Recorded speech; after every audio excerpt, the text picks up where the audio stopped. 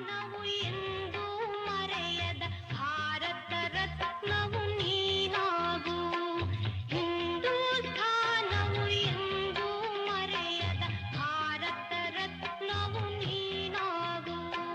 ಕನ್ನಡ ಹಿರಿಮೆಯ ಮಗನಾಗು, ಕನ್ನಡ ನುಡಿಯ ಸಿರಿಯಾಗು.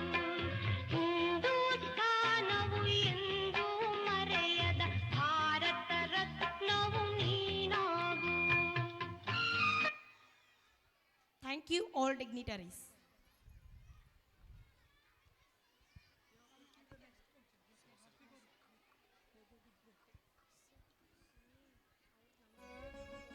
Thank you, Namrata ma'am, and thank you, Anvita and Samstuti.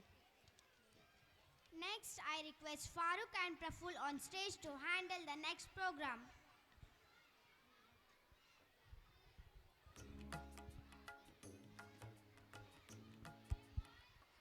केचनं जनाः प्रेरणा केचनं जनाः आदर्शाः अते मेहतासुके परिपूर्णदिवसाः सन्ति यदा भवद्भिः सदस्याः जनाः आगच्छन्ति. कस्यापि कार्यक्रमस्य सुन्दरं सिद्धं च भवितुं मचने उपविष्टाः सर्वे आदरणीयाः गणमान्यजनाः महत्वपूर्णो भवन्ति. अस्मिन् शिवे अस्य महान् व्यक्तिस्य जीवनस्य शिक्षाय च विषये ज्ञातुं अस्मत् कृपे अपि तथैव महत्वपूर्णम् अस्ति. आदरणीय श्रीमान् डॉक्टर समर्थ बडेमी जिनवान्यं सही अपि च जिनवानंतर अंतिम आदर्शवाक्य प्रयोजनं मचे प्रस्तुतवान्.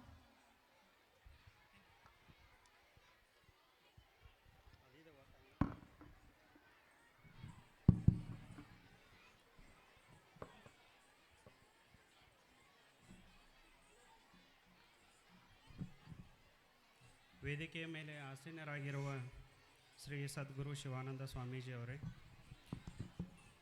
ಪೂಜ್ಯ ಶ್ರೀ ಶರಣಬಸವ ದೇವರು ಹಾಗೂ ಹಿರಿಯರೇ, ತಂದೆ ತಾಯಿಗಳೇ ಹಾಗೂ ವಿದ್ಯಾರ್ಥಿಗಳೇ, ಈ 19ನೇ ನೃತ್ಯೋತ್ಸವಕ್ಕೆ ನನ್ನನ್ನು ಮುಖ್ಯ ಅತಿಥಿಯಾಗಿ ಆಗಮಿಸಲು ಈ ವೇದಿಕೆಗೆ ಕರೆಮಾಡಿಸಿದ ಎಲ್ಲ ಈ Sadguru Sharanabasaveshwara English medium CBSE school ಎಲ್ಲ ಸಿಬ್ಬಂದಿಗಳಿಗೆ ನನ್ನ ವಂದನೆಗಳು. ಈ ಶಾಲೆಗೆ ನನ್ನ ಮಕ್ಕಳನ್ನ ನಾನು ಇಲ್ಲೇ ಸ್ಕೂಲಿಗೆ ಸೇರಿಸಿದಾಗ ನಾವು ಈ ಸ್ಕೂಲ್ ಹೆಂಗೈತಪ್ಪ ಏನೋ ಅಂದ್ಕೊಂಡು ಒಂದು ಹೆದರಿಕೆ ಇತ್ತು. ಆದ್ರೆ ಆ ಸ್ಕೂಲ್ನಾಗ ನಮ್ಮ ಹುಡುಗರು ಸ್ಟಾರ್ಟ್ ಆದಮೇಲೆ, ನಮ್ಮ ಸರ್ ಜೊತೆಗೆ ನಮ್ದು ಒಡನಾಟ ಬಂದಮೇಲೆ, ಟೀಚರ್ಸ್ ಜೊತೆಗೆ ಒಡನಾಟ ಬಂದಮೇಲೆ ಈ ಸ್ಕೂಲ್ ಚೆನ್ನಾಗಿ ನಡೀತೈತಿ. ನಮ್ಮ ಈ ಸ್ಕೂಲ್ನಾಗ ಹುಡುಗರದು ಚೆನ್ನಾಗಿ ಅಭ್ಯಾಸ ಮಾಡ್ಸಾಕತ್ತಾರ ಅನ್ನೋದು ನಮಗೆ ತಿಳಿದ ಮೇಲೆ, ಅದರ ಮೇಲೆ ನಮ್ಮ ಹುಡುಗರನ್ನ ಒಬ್ಬನ ಮೊದಲು ಸ್ಟಾರ್ಟ್ ಮಾಡಿದ್ವಿ. ಅದಾದಮೇಲೆ ಎರಡನೇದವನು ಮಗನೂ ಅಲ್ಲೇ ಸ್ಕೂಲ್ಗೆ ನಾವು ಹಾಕಿದ್ವಿ. ಈ ಸ್ಕೂಲ್ನಾಗ ನಮ್ಗೆ ಪ್ರತಿಯೊಬ್ಬರು ಟೀಚರ್ಸು ನಾವು ಏನು ಹೇಳಿದ್ರೂ ನಾವು ಹಿಂಗೆ ಇದು ಚೇಂಜ್ ಮಾಡಬೇಕು, ಇದು ಮಾಡಿರಿ ಅಂತಂದಾಗ ಅದನ್ನು ತಕ್ಷಣವಾಗಿ ಸ್ಪಂದನೆ ಮಾಡಿ ಅದನ್ನು ಚೇಂಜಸ್ ಮಾಡೋದಾಗಲಿ ಅಥವಾ ನಮ್ಮ ಮಕ್ಕಳಿಗೆ ಅದರ ಬಗ್ಗೆ ಹೆಚ್ಚಿಂದ ಹೇಳಿಕೊಡೋದಾಗಲಿ ಎಲ್ಲ ಮಾಡಿಕೊಟ್ರು.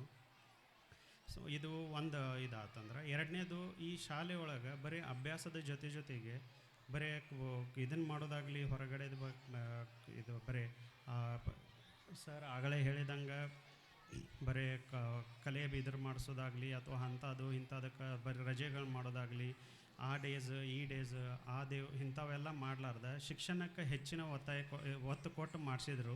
ಅದು ನಮಗೆ ಭಾಳ ಇಷ್ಟ ಆಯಿತು. ಅದನ್ನು ಈ ರೀತಿನ ಮುಂದುವರಿಸ್ಕೊಂಡು ಹೋದ್ರೆ ನಾಳೆ ಮಕ್ಕಳಿಗೆ ಶಿಕ್ಷಣದ ಭಾಳ ಒಳ್ಳೇದು ಆಗ್ತತಿ ಅನ್ನೋದು ನಮ್ಮದು ಅಭಿಪ್ರಾಯ ಇತ್ತು. ಅದ್ರ ಸಂಬಂಧಂತೆ ಚಾಲೂ ಮಾಡಿಸಿದ್ವಿ. ಅದರ ಜೊತೆಗೆ ಅಪಾರ ಒಂದು ಗುರು ಅಂದ್ರೆ ಏನು, ಗುರುವಿನ ಶಿಕ್ಷಣ ಹೆಂಗಿರ್ತೈತಿ, ಗುರುಗಳ ಜೊತೆಗೆ ಯಾವ ರೀತಿ ಮಾಡಬೇಕು, ಯಾವ ರೀತಿ ಇರಬೇಕು ಅನ್ನೋದನ್ನು ಕಲಿಸಿಕೊಡ್ತಾರೆ ಅನ್ನೋ ಒಂದು ನಮಗೆ ಅಭಿಪ್ರಾಯ ಬಂತು. ಅನ್ನೋದ್ರ ಮುಂದೆ ನಾವು ಕಳೀದ್ವಿ. ಇನ್ನು ನಮಗೆ ಸರ್ ಇನ್ನೊಂದು ಹೇಳಿದರು, ಮಕ್ಕಳಿಗೆ ಈಗ ಅಭ್ಯಾಸದ ಮಾಡಿಸ್ಬೇಕಾತಂದ್ರೆ ಹೆಂಗೆ ಮಾಡಿಸ್ಬೇಕು, ಏನು ಮಾಡಿಸ್ಬೇಕು, ಅಭ್ಯಾಸ ಹೆಚ್ಚಿಗೆ ಯಾಕೆ ಕೊಡತ್ತಿಲ್ಲ ಅಂತ ಎಲ್ಲರೂ ಕೇಳ್ತಾರೆ ಅಂತ ಹೇಳ್ತಿದ್ರು. ಅದು ನಾನಾದರೂ ಸರ್ ಜೊತೆಗೆ ಮಾತಾಡಿದಾಗ ಹೇಳಿದ್ರು ಅವರು, ಸರ್ ನಾವು ಮಕ್ಕಳಿಗೆ ಜಾಸ್ತಿ ಹೋಮ್ವರ್ಕ್ ಕೊಡೋಂಗಿಲ್ಲ, ಅದನ್ನು ನೀವು ಜಾಸ್ತಿ ಇದನ್ನು ಮಾಡಬೇಡ್ರಿ, ಎಕ್ಸ್ಪೆಕ್ಟ್ ಮಾಡಬೇಡ್ರಿ ಅಂತೇಳಿ.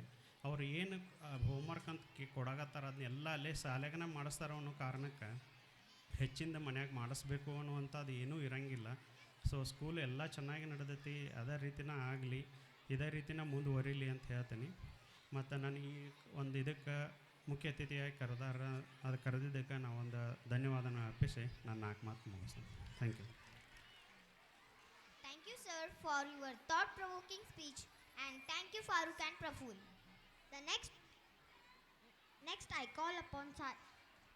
I request Arbali sir to address today's function.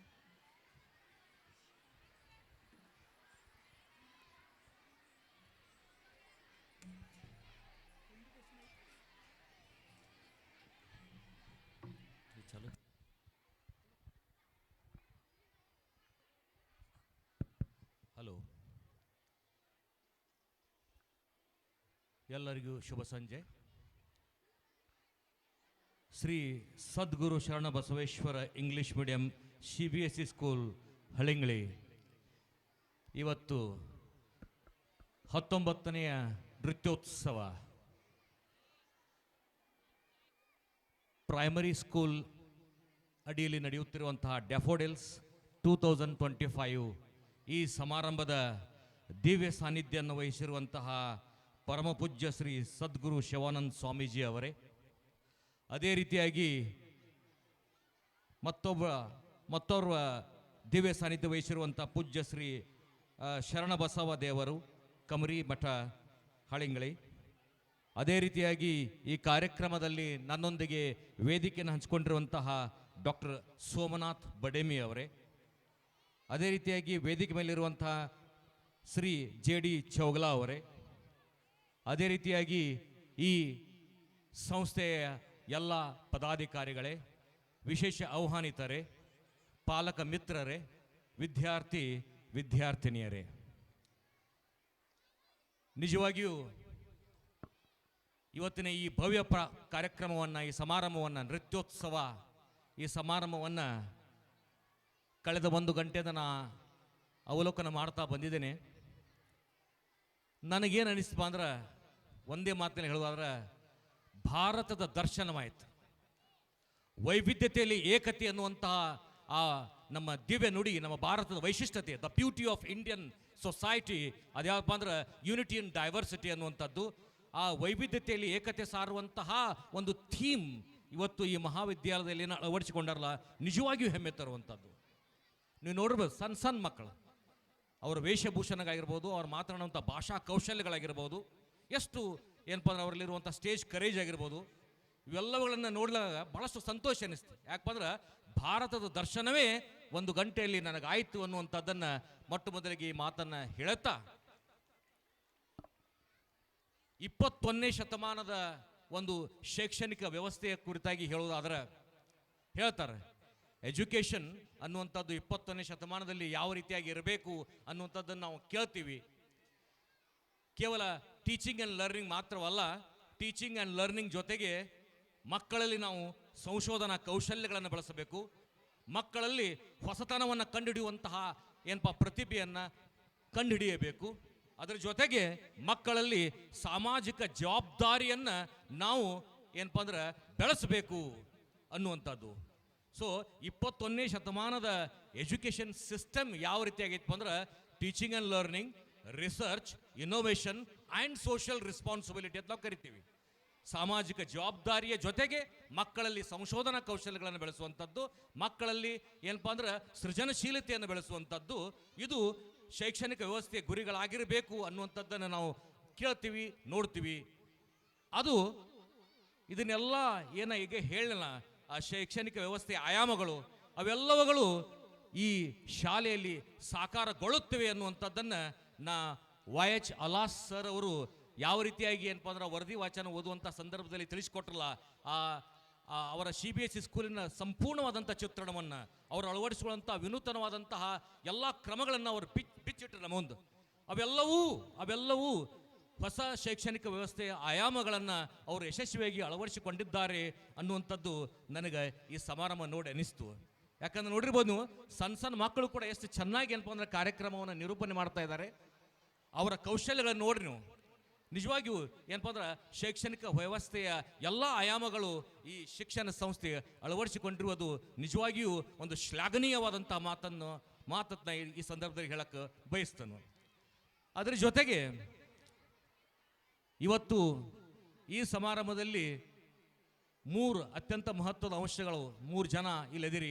ಒಬ್ಬರು ಶಿಕ್ಷಕರು, ನಂತರ ಪಾಲಕರು, ತದನಂತರ ವಿದ್ಯಾರ್ಥಿಗಳು. The triangular system, the very important triangular system. ಪಾಲಕರು, ಶಿಕ್ಷಕರು ಮತ್ತು ವಿದ್ಯಾರ್ಥಿ. ಇವರನ್ನು ಉದ್ದೇಶಿಸಿ ಹೇಳುವುದಾದ್ರೆ, ಯಾಕಂದ್ರೆ ಶಿಕ್ಷಣ ಅನ್ನುವಂಥದ್ದು ಡಾಕ್ಟರ್ BR ಅಂಬೇಡ್ಕರ್ ಅವರು ಹೇಳ್ತಾರೆ, ಶಿಕ್ಷಣ ಎಂಬುದು ಹುಲಿಯ ಹಾಲು ಕುಡಿದಂತೆ, ಕುಡಿದವರು ಗರ್ಜಿಸಲೇಬೇಕು. ನಿಜವಾಗಿಯೂ ಶಿಕ್ಷಣ ಅನ್ನುವಂಥದ್ದು ನಮ್ಮಲ್ಲಿ ಜ್ಞಾನ, ಕಲೆ, ಕೌಶಲ್ಯ, ಆತ್ಮವಿಶ್ವಾಸವನ್ನು ಬೆಳೆಸುವಂತಹ ಒಂದು ಪ್ರಮುಖ ಸಾಧನ. ಸೊ ಇಂಥ ಒಂದು ಶೈಕ್ಷಣಿಕ ವ್ಯವಸ್ಥೆ ಮುಖೇನ ವಿದ್ಯಾರ್ಥಿಗಳ ಸರ್ವಾಂಗೀಣ ವ್ಯಕ್ತಿತ್ವ ವಿಕಸನ ಆಗ್ತಾ ಇರುತ್ತೆ. ವಿದ್ಯಾರ್ಥಿಗಳ ಸರ್ವಾಂಗೀಣ ವ್ಯಕ್ತಿತ್ವ ವಿಕಸನ ಶೈಕ್ಷಣಿಕ ಪ್ರಕ್ರಿಯೆ ಮೂಲಕ ನಡೀತಾ ಇರುತ್ತೆ.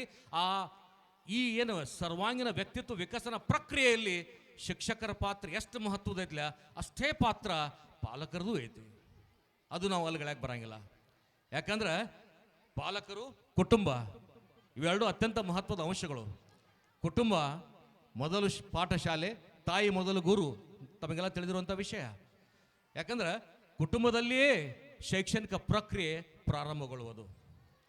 ಯಾಕಂದ್ರೆ ಕುಟುಂಬದಲ್ಲಿರುವಂಥ ತಂದೆ, ಕುಟುಂಬದಲ್ಲಿರುವಂಥ ತಾಯಿ ಮಕ್ಕಳಿಗೆ ಏನಪ್ಪ ಅಂದ್ರೆ ಹೀರೋಯಿನ್ ಇದ್ದಂಗೆ.